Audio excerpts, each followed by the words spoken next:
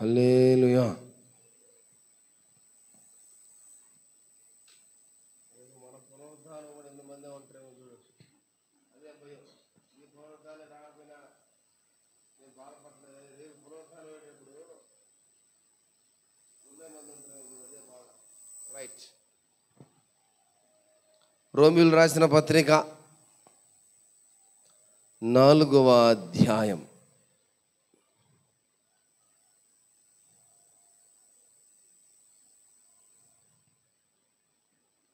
25వ వచనం.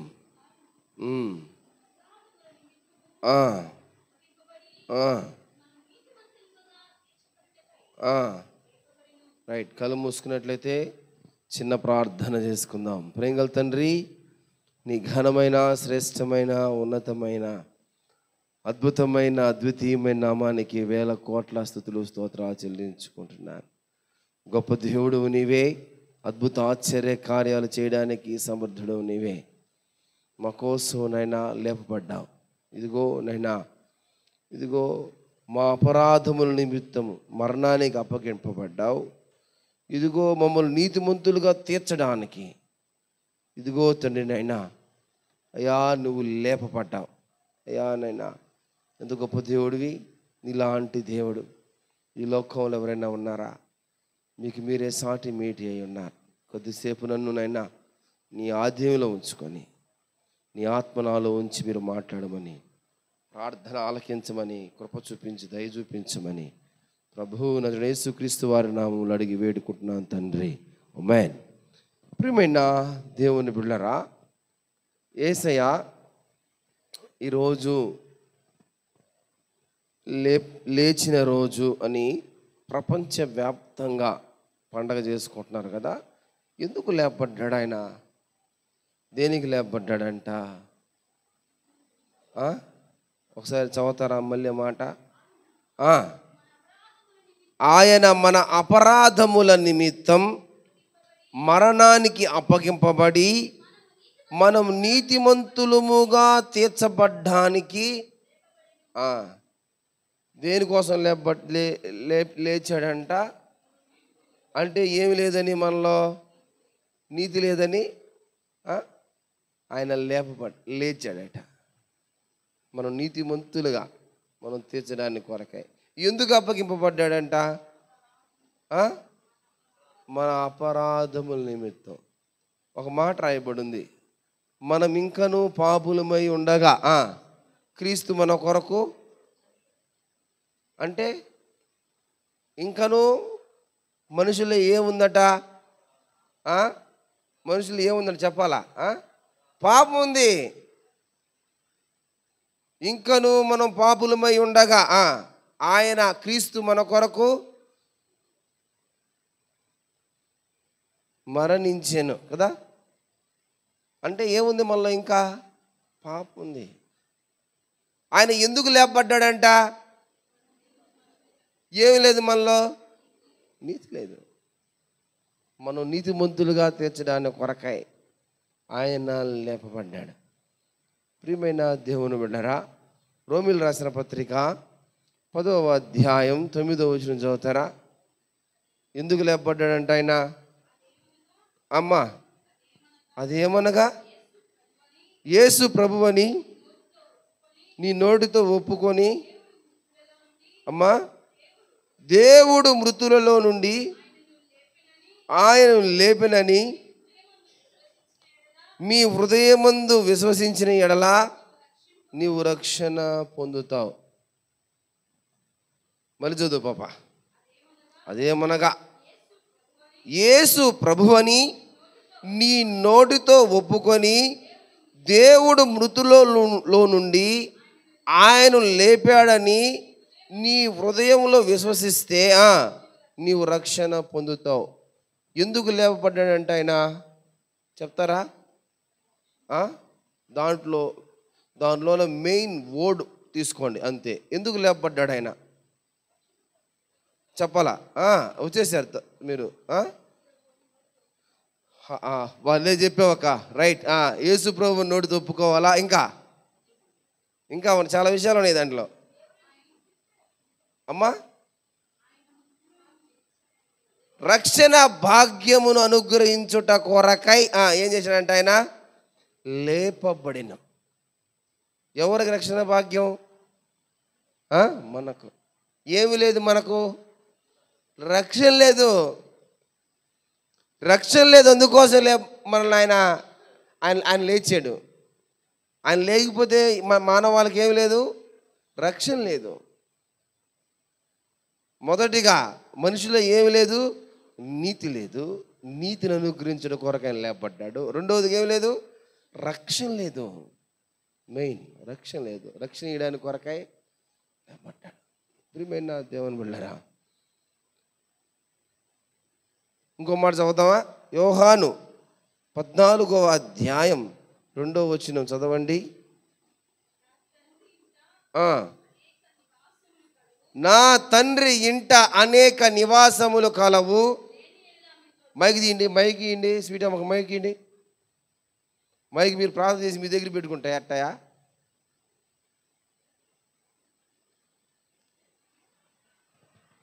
చదువు పాప. నా తండ్రి ఇంట అనేక నివాసములు కలవు. లేని ఎడల మీతో చెప్పుదును. మీకు స్థలము సిద్ధపరచుటకు వెళ్ళుచున్నాను. నేను వెళ్ళి మీకు స్థలము సిద్ధపరచని ఎడల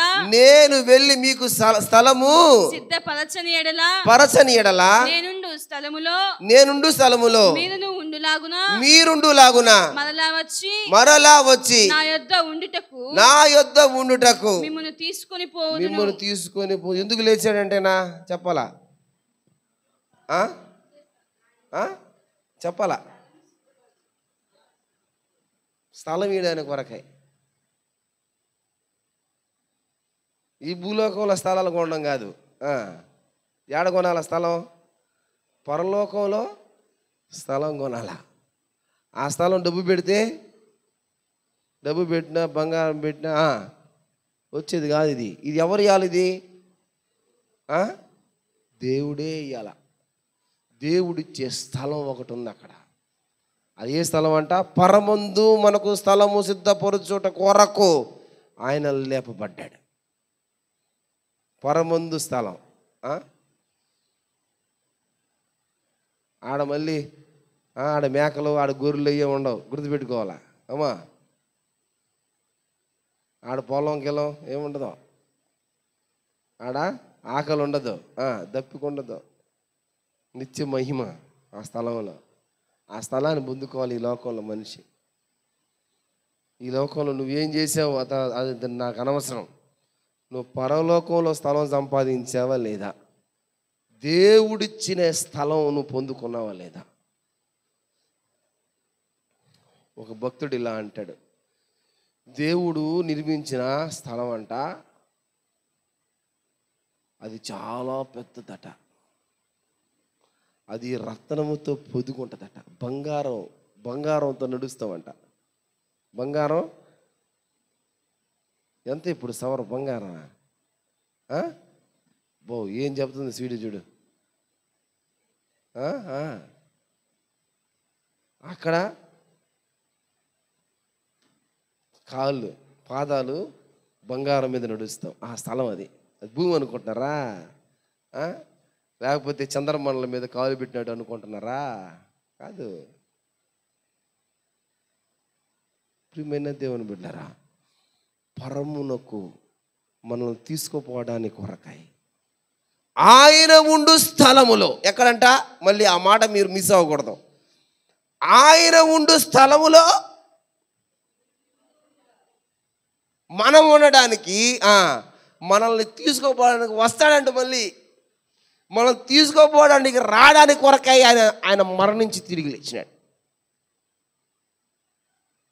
ఎంత గొప్ప దేవుడినా కదా! వండర్ఫుల్ గాడ్, గొప్ప దేవుడినా. నా యొద్ద ఉండుటకు మిమ్మును తీసుకొని పోవుదును. మళ్ళీ చదువుతారా ఆ మాట? చదువు స్వీటీ గట్టిగా. నేను వెళ్ళి మీకు స్థలము సిద్ధపరచిన ఎడల అది అది రైట్, చదువు. నేను ఉండు స్థలములో మీరు ఉండులాగున మరలా వచ్చి నా యొద్ద ఉండుటకు మిమ్మల్ని నేను తీసుకొని పోతా. స్థలం, దేవుడిచ్చిన స్థలం ఒకటి ఉంది. ప్రియమైన దేవుని బిడ్డరా, చనిపోయినప్పుడు ఏం పాట పాడతావా? అదొకటి, పరమా జీవము నాతో నీవా తిరిగి లేచెను. ఏంటంట? పరమ జీవము మనకి ఈడానికి కొరకంట ఆయన తిరిగి లేచాడంట, సమాధిని పెకిలించి, మరణాన్ని జయించి. మీకు ఒక విషయం చెప్పమంటారా? యేసుక్రీస్తు వారి జననం ఎంత ప్రాముఖ్యమో తిరిగి లేయడం అంతకన్నా క్రైస్తవునికి గొప్ప ప్రాముఖ్యత. ఈరోజు క్రైస్తవుడు గుండె మీద చేయబెట్టుకొని చెప్పగలిగేది ఏం తెలుసా? నా దేవుడు తిరిగి లేచాడు. మీ దేవుళ్ళు తిరిగి లేచారా? నా దేవుడు సమాధి ఖాళీ ఉంది. మీ దేవుడు చనిపోయారు కానీ తిరిగి లేలా. ధీమాగా చెప్పుకోగలిగిన మాట ఏదైనా ఉందంటే క్రీస్తు యొక్క పునరుద్ధానమే. అదే చాలామందికి మింగుడు పడల, అదే చాలామందికి బాధ. అది నిజ సత్యం, నిజ సత్యం. దాన్ని ఎవరు మార్చలేరు. ప్రియమైన దేవుని బిడ్డలారా, నాకు ఒక మాట భలే నచ్చింది ఈ మాటలో. ఏం మాట తెలుసా? ప్రభువు మరలా వచ్చి మనల్ని ఏం చేస్తాడంట? తీసుకొని పోతాడు. ఈ నిరీక్షణ క్రైస్తవ విశ్వాసం ఉండాలి. ప్రభువు మరలా వచ్చి, మామూలు విషయమా? ప్రభువు మరలా వచ్చి తీసుకొని పోవడం అంటే ఎంత ప్రేమ! ఆ ప్రేమ నీతిమంతులు కాకపోతే ఆయన తిరిగి లేచి నీతిమంతులు చేశా. తర్వాత రక్షణ లేకపోతే రక్షణ ఇచ్చా. ఈ లోకంలో ఉండడానికి స్థలమే లేకపోతే పరలోకంలో స్థలం ఇవ్వడానికి తిరిగి లేపబడే. మళ్ళీ మనలాంటి వాళ్ళని వచ్చి తీసుకోపోవడానికి ఆయన మళ్ళీ దిగుతున్నాడంట ఈ లోకానికి. రెడీ అవుతా ఉంది అక్కడ, అంతా వస్తున్నాడు ఆయన. అప్పుడు ఏం చేస్తారంట? దేవుని నమ్ముకున్న వాళ్ళందరూ గుండెలు బాదుకుంటారు. నీకు నాకు మాత్రమే దక్కే ఆధిక్యత, నీకు నాకు మాత్రమే దక్కే ఆధిక్యత. ప్రియమైన దేవుని బిడ్డలారా, అయితే మీకు కొత్త మాటలు చెప్పడానికి ఇష్టపడుతున్నా. మొత్తము పునరుద్ధానాలు బైబిల్లో 7 పునరుద్ధానాలు ఉన్నాయి. ఎన్ని ఉన్నాయి? 7 పునరుద్ధానాలు ఉన్నాయి. మాట్లాడదామా వాటి గురించి? టక్క చెప్తాను, మీరు టక్క నోట్ చేసుకోండి, చక్కగా వినండి. అపోస్తుల కార్యం 17వ అధ్యాయం 32వ వచనం. అపోస్తుల కార్యం ఏ పునరుద్ధానం అంటమ్మా? ఇది మృతుల పునరుద్ధానము గూర్చి వారు వినినప్పుడు కొందరు అపహాస్యము చేసిరి. చాలు. మృతులు ఏమవుతారంట? పునరుద్ధానం చెందుతారు. ఇది విన్నోళ్ళు ఏం చేశారంట? అపహాస్యం. ఎట్లాగేస్తారా చచ్చిపోయిన వాళ్ళు? ఇప్పుడు కూడా చాలామందికి అదే డౌట్, చచ్చిపోయిన వాళ్ళు ఎట్లాగేస్తారా అని కదా. మృతుల పునరుద్ధానం ఒకటి ఉంది. ఆ పునరుద్ధానంలో యేసయ్య నిన్ను నన్ను లేపాలా. అందరం చచ్చిపోతాం కదా, అందరం చచ్చిపోతాం. ప్రవీణ్ అన్న సమాధి ఏమో సికింద్రాబాద్లో పెట్టుండారు, మన సమాధి ఎడ పెడతారు అంతే, ఇంక తేడాలే. కానీ ప్రవీణ్ అన్నతో పాటు మనం కూడా మృతుల పునరుద్ధానం ఒకటి ఉంది. నేను ఎక్కువసేపు మాట్లాడదలుచుకోలే. నెక్స్ట్ యోహాను 5వ అధ్యాయం 29వ వచనం. మేలు చేసిన వారు జీవ పునరుద్ధానమునకును, కీడు చేసిన వారు తీర్పు పునరుద్ధానమునకును బయటకు వచ్చారు. ఎన్ని పునరుద్ధానాలు చెప్పినా ఇప్పుడు నేను? 3 పునరుద్ధానాలు చెప్పిన. ఏంది? 1 మృతుల పునరుద్ధానం. ఎవడైతే మేలు చేస్తాడో వాడు జీవ పునరుద్ధానంలో ఉంటాడు. కీడు చేసిన వాడు ఏం పునరుద్ధానం? తీర్పు పునరుద్ధానంలో ఉంటాడు. ఇప్పటికీ అర్థమైపోవాలా, మీరు జీవ పునరుద్ధానంలో ఉన్నారా, మీరు కీడు పునరుద్ధానంలో ఉన్నారా? కీడు చేసిన వాడు ఏ పునరుద్ధానం ఉంటాడమ్మా? తీర్పు పునరుద్ధానం. 3 పునరుద్ధానాలు. నెక్స్ట్ 4వ పునరుద్ధానం. హెబ్రీయులకు రాసిన పత్రిక 11వ అధ్యాయం 35వ వచనం. హెబ్రీయులకు రాసిన పత్రిక అమ్మా, హెబ్రీయులకు రాసిన పత్రిక 11:35. మృతులైన తమ వారిని పునరుద్ధానం వలన మరలా పొందిరి. కొందరైతే మరీ శ్రేష్టమైన పునరుద్ధానం పొందగోరి విడుదల పొందనొల్లక యాతన పెట్టబడిరి. ఎవరికంట ఈ శ్రేష్టమైన పునరుద్ధానం? బెరాకా ప్రార్థన మందిర సంఘస్థులు. అమ్మా వినాలా, ఎవరికంట ఈ శ్రేష్ట పునరుద్ధానం? ఎవరికంట స్వీటీ?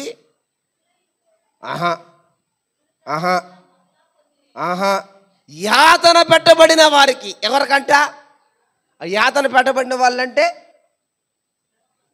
ఈ లోకంలో యేసయ్య కోసం శ్రమ పడిన వాళ్ళు, కొట్టబడిన వాళ్ళు, నరకబడిన వాళ్ళు, హతసాక్షిగా మారిపోయిన వాళ్ళు. వీళ్ళకి ఏ పునరుద్ధానం అంట? శ్రేష్టమైన పునరుద్ధానం. శ్రేష్టమైన పునరుద్ధానం. ప్రియమైన దేవుని బిడ్డలారా, నీవు నేను ఇదిగో ఉన్నతమైన మార్కులు వేసే దగ్గర సంపాదించాలంటే నిద్రపోతున్నారు వెనక. ఉన్నతమైన మార్కులు సంపాదించాలంటే ఏం కావాలా? ఏం కావాలమ్మా? శ్రేష్టమైన పునరుద్ధానం. అంటే ఏం చేయాలా? ఏం చేయబడాలా? చక్కగా వచ్చి యేసయ్య తిరిగి లేచినాలే అని 2 పాటలు పాడుకొని వెళ్దాం అనుకుంటున్నారా మీరా? ఇప్పుడు మీరు ఏ పునరుద్ధానంలో ఉండాలనుకుంటున్నారు? మీకు ఏ పునరుద్ధానం కావాలా? శ్రేష్టమైన పునరుద్ధానం కావాలంటే మీరేం చేయాలా? శ్రమ పడాలా, యాతన పడాలా, కొట్టబడాలా, తిట్టబడాలా. ఏం చేయాలా? ఇంకా యేసయ్య కోసం హతసాక్షిగా పునరుద్ధానం. యేసయ్య తిరిగి లేస్తే ఆయన గొప్పోడు కదా, ఆయన దేవుడు, ఆయన మన కోసం ఈ లోకాన్ని దిగి వచ్చాడు. కానీ నీవు నేను శ్రేష్టమైన పునరుద్ధానంలో ఉండాలి. అందరూ బాధపడుతున్నారు. ఏమి తెలుసా? మనల్ని చంపేశారే యావత్ క్రైస్తవ ప్రపంచం. మీకు తెలియని విషయం ఏం తెలుసా? శ్రేష్టమైన పునరుద్ధానాన్ని స్వతంత్రించుకున్నాడు. హల్లెలూయా, హల్లెలూయా.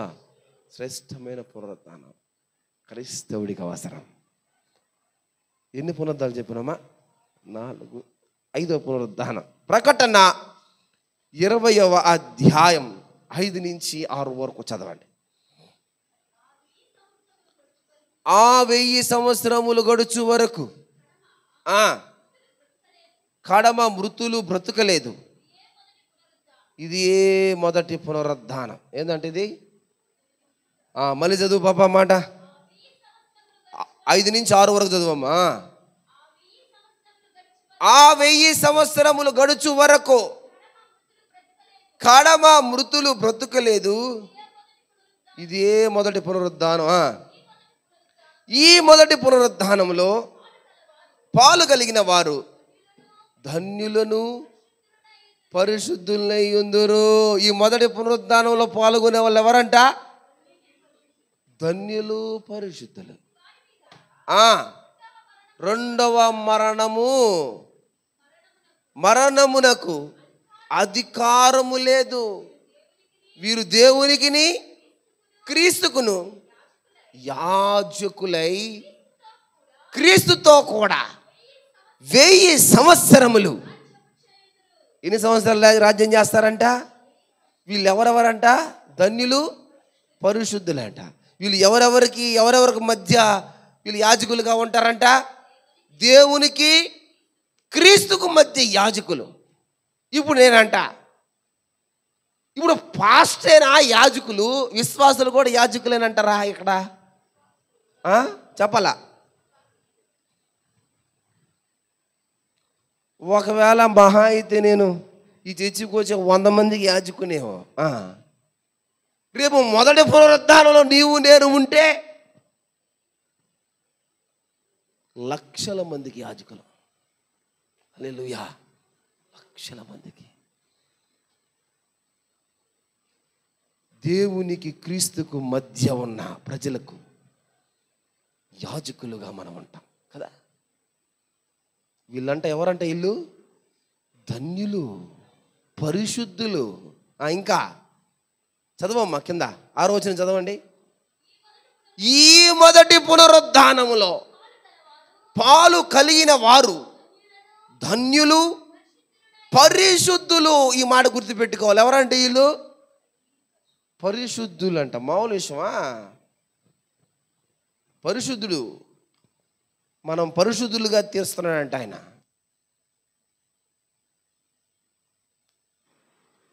అయిపోయిందిరా.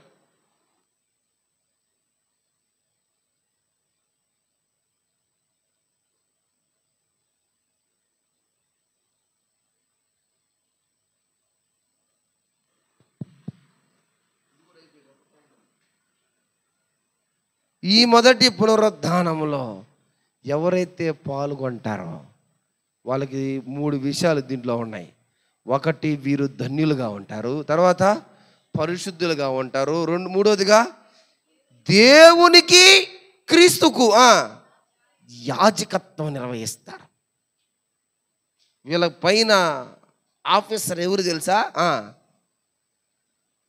ఈ పాస్టర్ పైన ఇంకో పాస్టరు, ఆ పాస్టర్ పైన ఇంకో పాస్టర్. పాస్టర్లు కాదు యాజకులు. ఈ యాజకుడి పైన అధికారి ఎవరు? దేవుడే. దేవుడే. దేవుడు డైరెక్ట్గా వీళ్ళకి చెప్తాడే కరే ఈ పని చేయండి, ఆ పని చేయండి అని. ఎంత ధన్యత! పరిశుద్ధులుగా పిలువబడతారు. పరిశుద్ధులుగా పిలువబడతారు. ప్రియమైన దేవుని జనాంగమా, మొదటి పునరుద్ధానంలోనూ ఉండాల. 5 పునరుద్ధానాలు అయిపోయినాయి కదా. 6వ పునరుద్ధానం అపోస్తుల కార్యం 4వ అధ్యాయం 33వ వచనం. అపోస్తులు బహు బలముగా ప్రభువైన యేసు పునరుద్ధానమును గూర్చి సాక్ష్యమిచ్చిరి. దైవ కృప అందరి యందు అధికముగా ఉండెను. ఏం పునరుద్ధానం అంటే ఇది? క్రీస్తు పునరుద్ధానం. క్రీస్తు ఇప్పుడు మనం మాట్లాడుకుంటున్న పునరుద్ధానం క్రీస్తు పునరుద్ధానం. ప్రియమైన దేవుని బిడ్డలారా, ఈ పునరుద్ధానము ద్వారా నువ్వు అనేకమైన విషయాలు నేర్చుకోవాలా. ఈ పునరుద్ధానం ఎందుకు జరిగింది? ఈ పునరుద్ధానం వల్ల మనిషికి వచ్చే ఉపయోగాలు ఏంది? ఈ పునరుద్ధానం ద్వారా మనిషి ఏమని తీర్చబడతాడు? ఈ పునరుద్ధానం ద్వారా మనిషికి వచ్చే ఘనత ఏంది, యోగ్యత ఏంది? క్రీస్తు పునరుద్ధానం గురించి ఎవరు ప్రకటించారంట అక్కడ? అపోస్తులైనా చదువు మమ్మల్ని మాట. బహు బలముగా ప్రభువైన యేసు పునరుద్ధానమును గురించి సాక్ష్యం ఇచ్చిరి. దైవ కృప అందరి యందు అధికముగా ఉండెను. క్రీస్తు పునరుద్ధానం. ప్రియమైన దేవుని బిడ్డలారా, అందరికీ బోధించారంటే ఈ పునరుద్ధానం గురించి. ఎంత మేరకు తెలుసు ఈ పునరుద్ధానం మీకు? యేసయ్య వచ్చాడు, చనిపోయాడు, తిరిగి లేచినాడు కాదు. ఈ పునరుద్ధానం విన్న వారందరిపైన ఏముందంటమ్మా? చదువు మళ్ళీ మాట. మళ్ళీ చదువు పాప ఆ మాట. దైవ కృప అందరి యందు అధికముగా ఉందట. ఏందట? అధికముగా ఉందట. క్రీస్తు పునరుద్ధానం గురించి వాళ్ళు చెప్పిన తర్వాతట అందరిపైన ఏముందంట? దైవ కృప అధికముగా ఉంది. క్రీస్తుని తెలుసుకున్న నీవు క్రీస్తు పునరుద్ధానం గురించి తెలిసి నీకు ఉందా దైవ కృప? మీ పైన దైవ కృప ఉందా? సైతాన కృప ఉందా? దైవ కృప ఉండాల. క్రీస్తు పునరుద్ధానం తెలుసుకుంటే సరిపోదా? దైవ కృప పొందుకోవాలా. నీకోసం నా కోసం ఆయన ఎందుకు వచ్చాడో, ఎందుకు చనిపోయాడో, ఎందుకో నువ్వు తెలుసుకున్నాడు. క్రీస్తు పునరుద్ధానం గురించి నువ్వు అవగాహన చేసుకున్నాడు. దైవ కృప మెండుగా మన కుటుంబాల మీద ఉంటుంది. ఆఖరిగా ఒక మాట చెప్పి ముగిచ్చేస్తాను. యోహాను 11వ అధ్యాయం 25వ వచనం. అందుకు యేసు, పునరుద్ధానమును జీవమును నేనే. నా యందు ఎవరైతే విశ్వాసం ఉంచుతారో చనిపోయినను బ్రతుకుతాడు.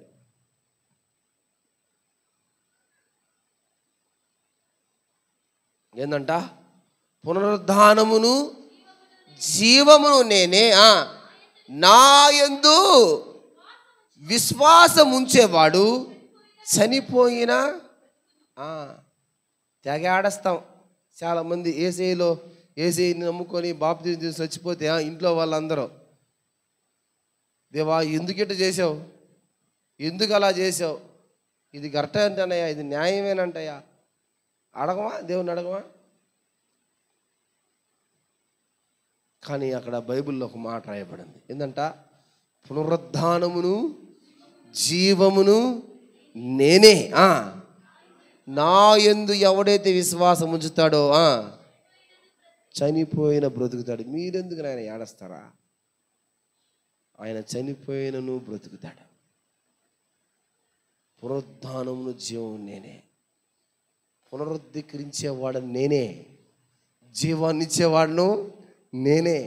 నా యందు ఎవరైతే విశ్వాసం ఉంచుతాడో వాడు చనిపోయినా కూడా బ్రతుకుతాడు. క్రైస్తవుడు భయపడబల్లా.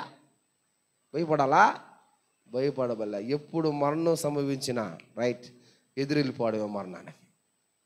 క్రీస్తు కోసం బ్రతకడమే. క్రీస్తు బ్రతికి నా యందు విశ్వాసం ఉంచువాడు ఎన్నటికీ చనిపోడు. భలే మాట. బ్రతికి నా యందు, బ్రతికినను చనిపోయినను ప్రభు వారమే ఉన్నాం. ప్రభు కోసమే జీవిస్తున్నాం, ప్రభు కోసం బ్రతుకుతున్నాం. అసలు ఇంకో మాట ఉంది, తినినా కూడా అంట ప్రభు కోసమే తినాలంట. నాలాంటి వాళ్ళు ముఖ్యం గుర్తుపెట్టుకోవాలా, ఇష్టప్రకారం తినకుండా. తిన్నా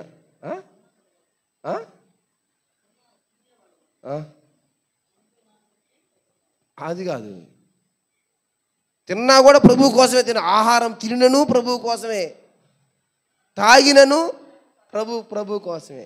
తిన్నా, తాగినా, బ్రతికినా, జీవిస్తున్నా ఏమైనా సరే ప్రభు కోసమే, ప్రభు వారమై ఉన్నాం. పునరుద్ధానము జీవం ఆయనే. ఆయన యందు విశ్వాసం ఉంచితే తిరిగి లేస్తాడు. ప్రియమైన దేవుని బిడ్డలారా, యేసుక్రీస్తు నీకోసం నా కోసం ఈ లోకంలో మరణించి తిరిగి లేచిన దేవుని నువ్వు నమ్ముకున్నావు. ఎవరు నమ్ముకున్నావు నువ్వు? సజీవుడు ఆయన. ఎవరంట ఆయన? సజీవుడు.